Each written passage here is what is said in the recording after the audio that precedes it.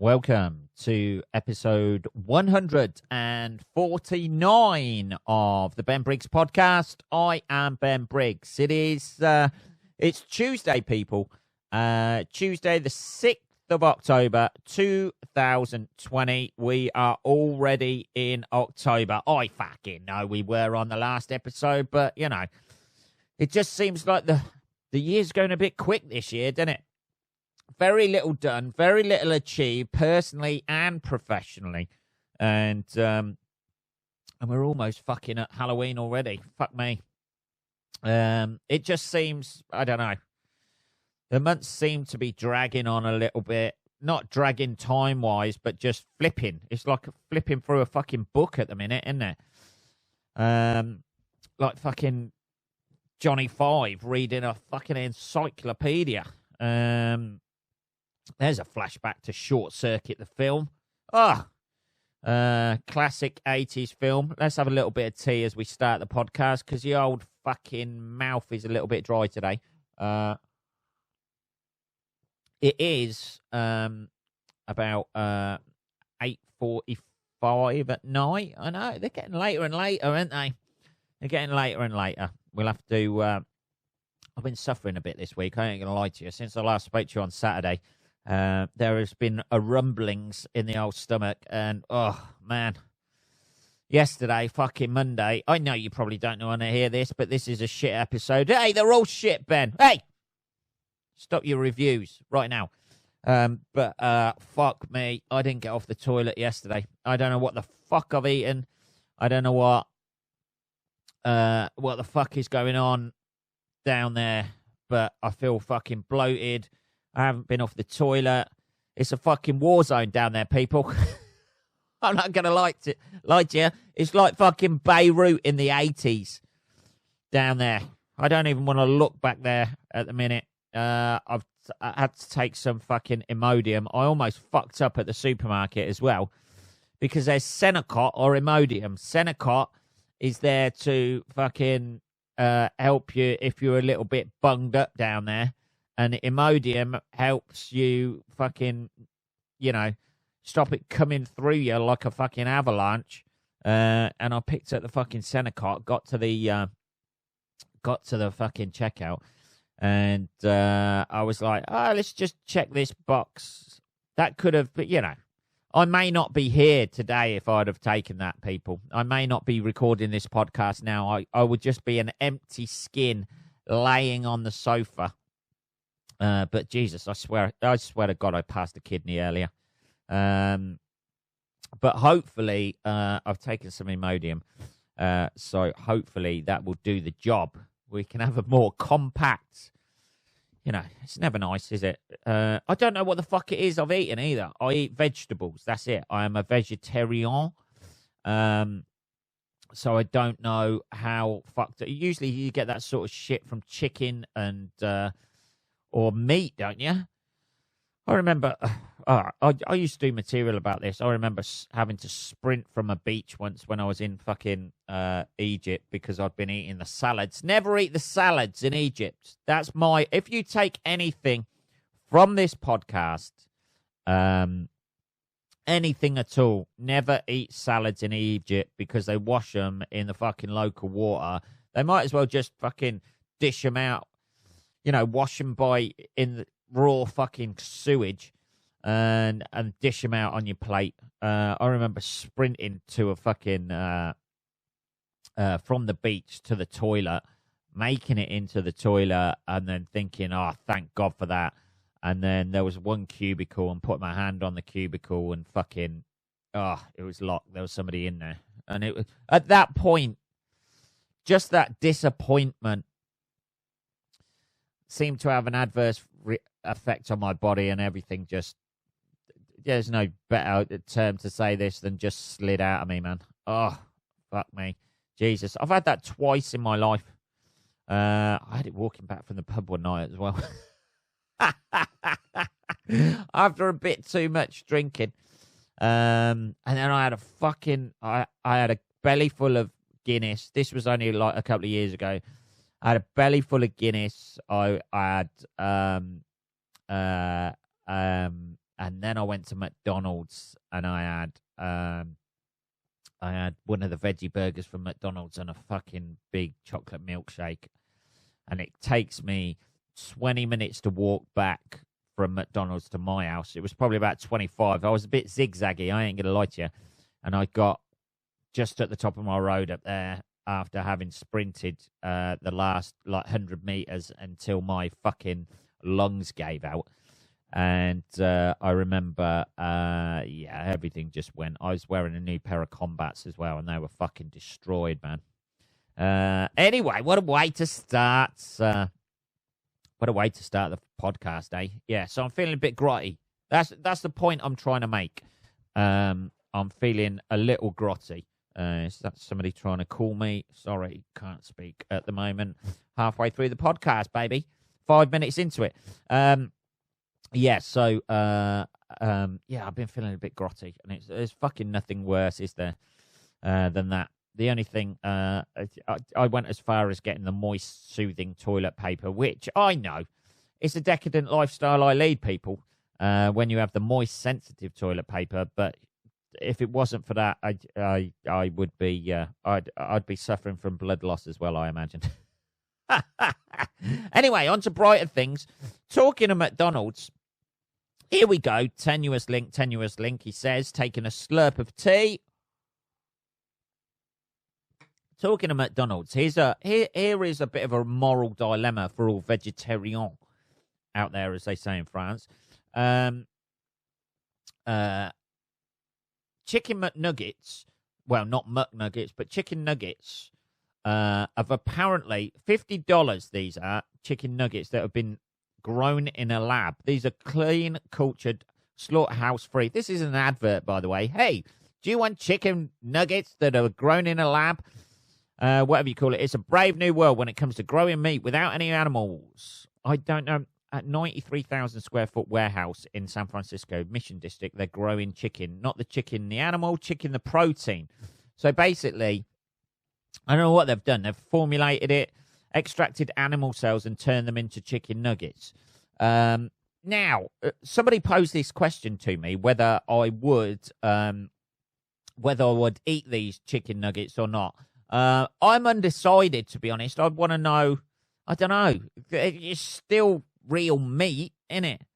You know, plus the fact, at the minute, Quorn, the company, not advertising them, other fucking vegetarian faggoty food is available. For you vegetarian fuckers out there like me, or vegans. Hey, vegans, make yourself known. You don't do that enough. So, there's nothing could Quorn do some fucking nuggets, southern fried nuggets, and they are fucking amazing. I am not pissing about with you. I ain't fucking around with you people out there. They are the fucking best thing I have ever tasted, other than my mum doing a fucking some sort of pasta thing with vegetarian sausages in there and rocket and shit. That's, oh, man, I love that shit, and pesto sauce. But yeah, this is it's still kind of a moral dilemma because it's extracted animal cells. They turn them into chicken nuggets. Technicians grow the cells, it says here. The company's catalogue includes both stem cells and not in bars of nutrient-rich liquid media. I don't know. It just seems a bit too sci-fi for me. For a fucking meal, you know what I mean? $50 as well. What's that? About £3? No, that's about, 40 quid for some nuggets? You know. Whereas you can get the Quorn ones that taste fucking awesome for about £2.50 a bag. I'm not sure there's many people that, you know, there's a lot of rich vegetarians who want the taste of chicken. Plus the fact they say everything tastes like chicken, don't they? So, you know. Or chicken can be made to taste like anything. I think that's more the thing, innit? Just is turning huge bioreactors into mini chicken farms, getting cells to multiply naturally without an animal body to house them. I don't know. It seems a bit like Frankenstein's monster, does it not? I don't know. Are we fucking around too much with science when it gets to the stage when you're making chicken nuggets in a lab? Plus the fact This is high sort of like grade science, right? It includes stem cells and growing things like from nutrients and cells multiplying. You know, there's people still starving in the world. I'm sure these fucking scientists didn't turn out. You know, this wasn't their big aim in life, surely, was it? You think when they're studying at fucking Harvard or wherever, whatever fucking top American school they've gone to, Florida, Florida University, wherever they've gone, somewhere where they were fucking constantly drilled into getting under the desk just in case one of their students flipped out and decided to take out a few lecturers with a fucking AK-47. Whatever university they went to. I'm not sure that any of them went into that university thinking, I know what I want to do with my life. I want to produce chicken nuggets in a fucking lab. That is yes, they're using stem cells and that, you know, making people walk again or grow like extra legs after being amputated or having their fucking legs blown off or somebody having their back crushed and using stem cells to make them walk again, or expensive chicken nuggets. It's a I'm going to go, that's what I'm going to do. I'm going to go down the nugget route rather than helping. I'm not sure we really need, I'm just saying, like, it's a great thing, and I imagine the science behind it is amazing, but I'm not sure we really need chicken nuggets that are grown in a lab. You know, if you want chicken nuggets, and you have a problem with not, you know, animals being killed, so you can feed that impulse of eating chicken nuggets. Just eat the fucking fake shit, the corn stuff. You know, that would be my advice. You know, as nobody walked into that lab and gone, look, you can get these. They're frozen £2.50 at fucking Tesco's. There you go. Probably usually on offer, to be honest. You know, there's something corn that's on offer that's chickeny all the time. Oh, Jesus, we've just wasted millions of pounds of research. We're never going to get this money back. That's when the chicken nuggets go up to about £1 each. I don't know. There's still a weird thing about it for me. For it being, you know, taken from chicken cells and shit like that. And I know it's not alive, but it kind of is. If it's growing and multiplying, that's the thing, you know, what life is, isn't it? I don't know, man. I don't know. I'm undecided. I don't think I'd like it. It doesn't sit right with me.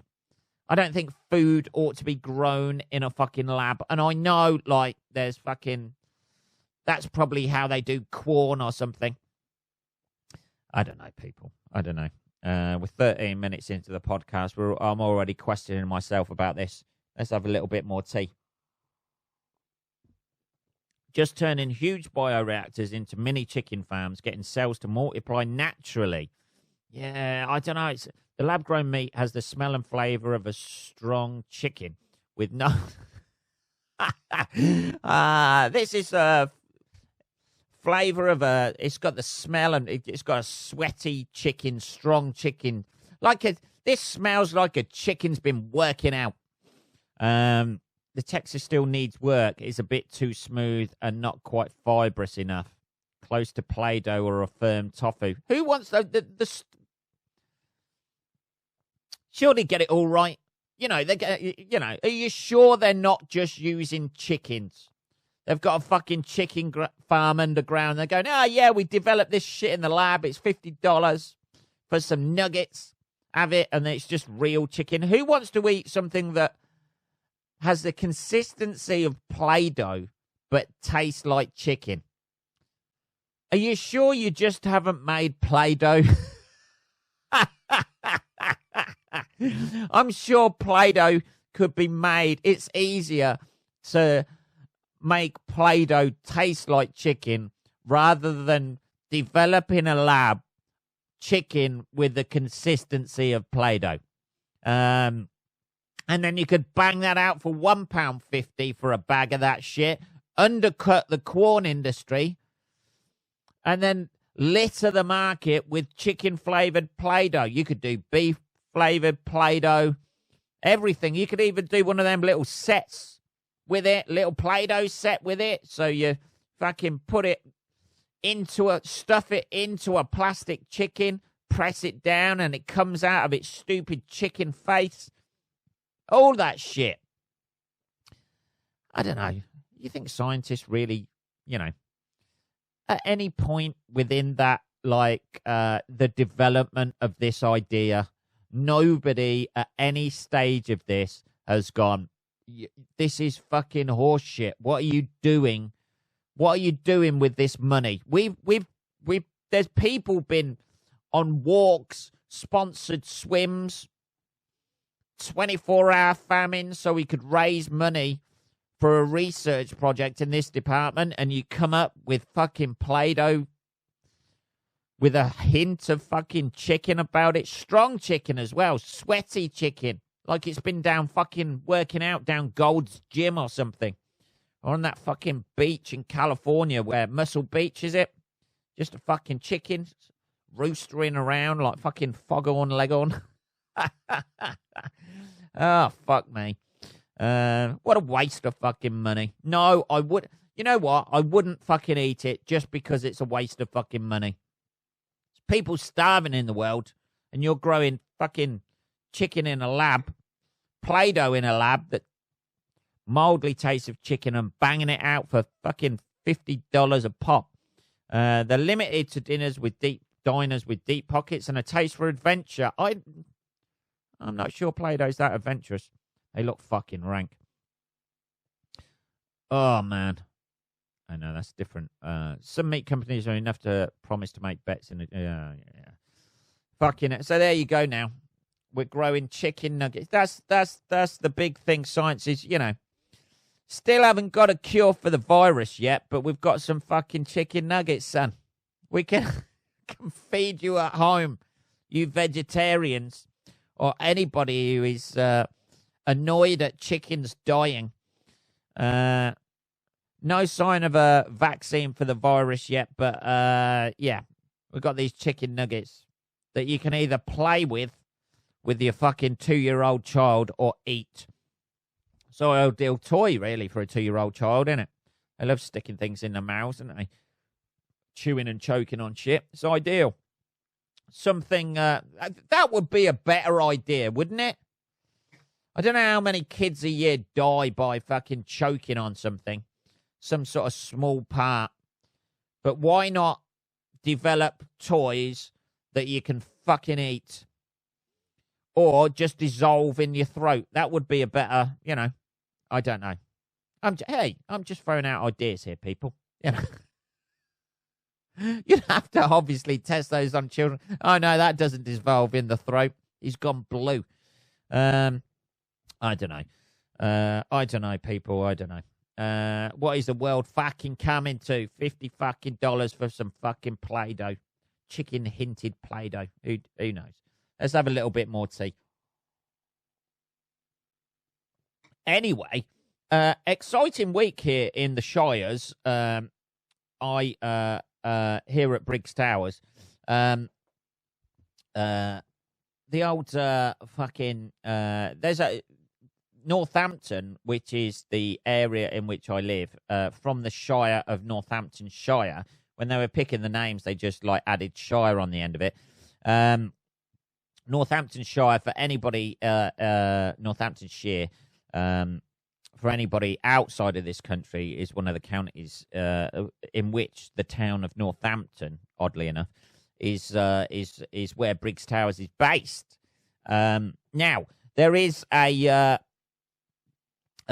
program which is on one of the channels. Obviously, it's on a channel, and it's called 999. What's your emergency? Which it's a little bit like. It follows police round and shit like that, and they have a town on there, and each week, and it follows like that sort of like police force around. It's like Americans or anybody else. Years ago, we used to get it as well over in this country. I imagine you can still get it. It's a bit like Cops. You know, Cops, the TV show, bad boys, or what you gonna do? That one. Although slightly less dramatic and slightly less fucking guns being fired, or, you know. But it's that. But it's all about Northampton this time. There was an episode all about Northampton, which looked, obviously, they're going to make it look horrendous, but oh, fuck me. On a Friday and Saturday night, it looks... The only time I go into town is when I've got a gig. I think I've got a gig this week in town. So I'm going to have to... Yeah, I have got a gig this week in town. I think it's Thursday night or something like that. So I'm going to have to go into town, park my car up and shit like that and go in town centre. But that's all I ever do. There's a new material night that used to run in town centre. Sorry, bit of a cough there. There's a new material night that runs in town centre, or did run, with the Comedy Crate guys who are based in Northampton. They run a lot of gigs around here, and this gig, like on Thursday, is a place called the Wigan Pen that I used to go to years ago as a drinker. But that's the only reason I go in town. And this has given me every fucking reason in the world never to go in town again. It looks fucking horrendous. And I know that's the whole idea of the show. They're not going to just show people sort of like having a casual bevy. They're going to go around town looking for fights and shit like that. But Jesus Christ, man. The amount of, you know, we still live in a society now where we have people homeless and shit like that. And they are obviously vilified for that fact. Which there's obviously something deeper in society that needs to change, but there does seem to be an awful lot of homelessness and crime and aggression and stuff like that. There was one guy who ran into a shop because he was being threatened by other homeless people, apparently, and then, like a fucking idiot, they obviously, these people said he was the one who was brandishing a knife at them. So like a fucking idiot, he hasn't ditched the knife or anything, and he's found to have a fucking knife on him. I mean, like, if you call the police because you're being threatened and it was you threatening them in the first place, first, you don't call the police for that. You just get yourself home. Then, yeah. You know, the last thing you want to do, if you're starting aggression, the last thing you want to do is ring the police. This happened on Abington Square, by the way, and in Northampton, he ran into a shop and that, and then fucking they check to see if he's got a knife on him, and he brandishes a fucking a massive fucking kitchen knife. It must have been about fucking 12 inches long. I mean, you know, son, give yourself a chance in life, mate. You know what I mean? Don't fucking grass yourself up. You know? At least try, you know. At least just get out of this. If you've threatened somebody with a knife, you don't then run in a shop, call the police, say they've been threatening you, and then go, oh, I've got no idea how that knife got there. Jesus, man. I like the bit at the end of that, though. The bit at the end of that, you know, when it rolls up with what happened to the people, because you're always like, well, yeah, I wonder what happened to them. And it adds, brings up all this shit. It was fucking hilarious. That guy with the kitchen knife, he was deprived of the right of owning a kitchen knife. Not you. He can never own a kitchen knife again. He's there. You know, he just wants to cut his sandwiches into quarters for the rest of his life. He's drastically trying to do that with a spoon or a fork. How do you fucking police that shit? That's what I want to know. I know they come out with some fucking belters sometimes, the police. But how the fuck do you police the fact that he has to be deprived of the right? And that's a right now. I have a right to use a kitchen knife. I don't like the crusts on my fucking sandwiches. I like them cut into diagonals. And I have a right as a human being to cut my sandwiches in any shape I see fit. Oh, fuck me. How the fuck do you police that? Okay, Charlie Tango. We're just looking through his kitchen at the moment. Yeah, it looks like a fucking kitchen knife he's using. It could be a spatula, but it could be a kitchen knife as well. Okay, Team A, go, go, go, go, go. Fucking hell, Jesus. I mean, you know, they might as well have said, you know, to him, you're deprived the right of owning a kitchen knife, and also for 10 years you're banned from using a Rubik's Cube. I mean, the fucking worthless fucking sentence that is. I don't know. I need more tea, people.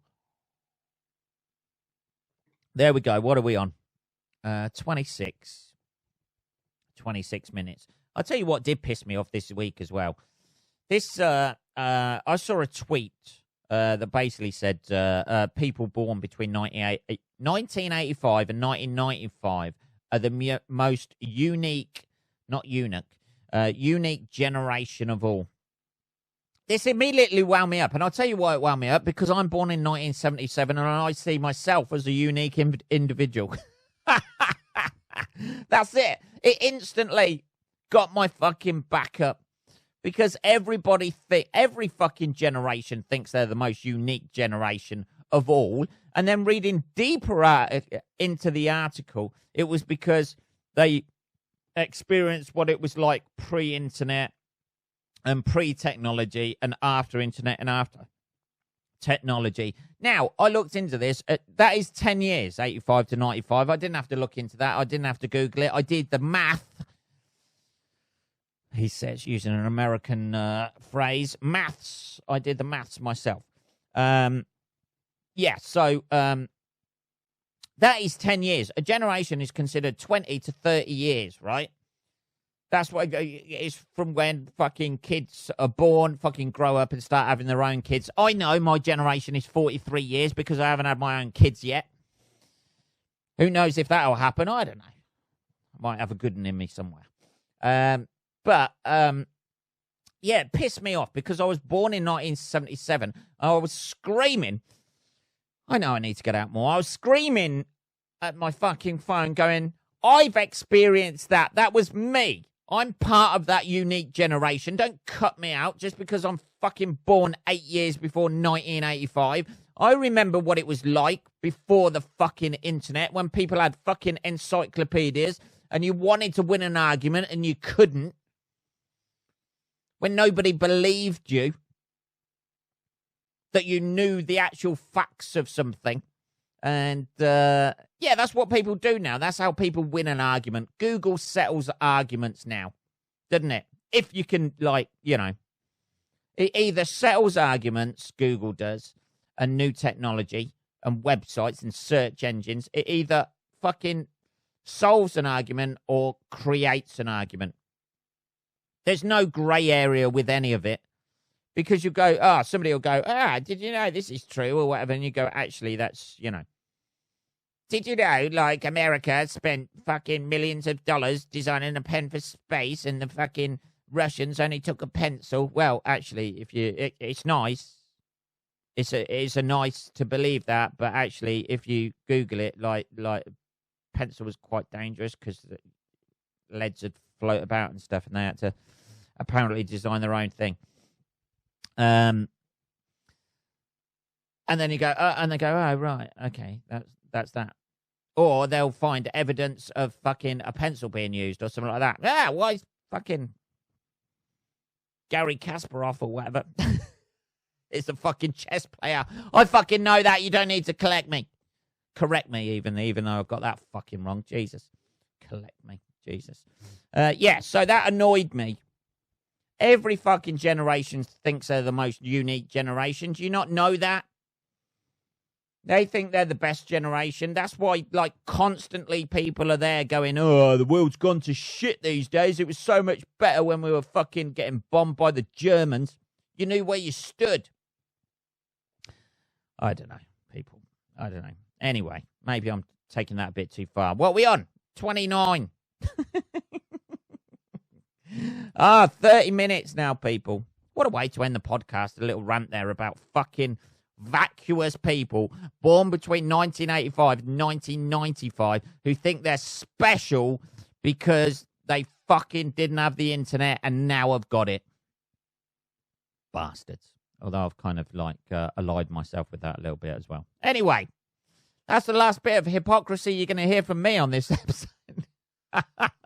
That was episode 149 of the Ben Briggs podcast. I will be back on Saturday, motherfuckers.